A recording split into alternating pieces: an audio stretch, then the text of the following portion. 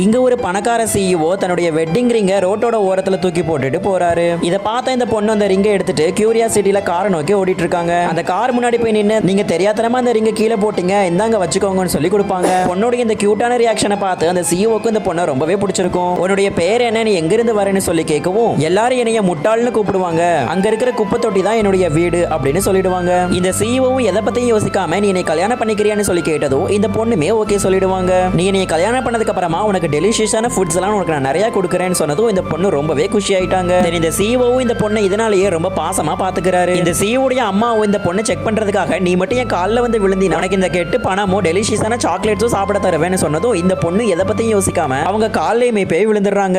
இதனால இவங்க ரொம்பவே கோவப்பட்டு இந்த முட்டாள்தனமான பொண்ணெல்லாம் உனக்கு கல்யாணம் பண்ணி வைக்க முடியாது, வேற நல்ல பொண்ணை போய் சூஸ் பண்ணிக்கோ அப்படின்னு சொல்லிடுவாங்க.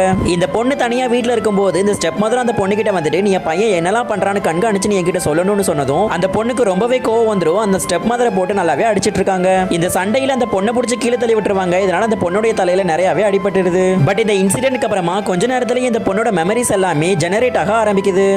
இதுக்கப்புறம் என்னாச்சுன்னு தெரிஞ்சுக்கிறதுக்கு பார்ட் 2ன்னு கமெண்ட் பண்ணுங்க.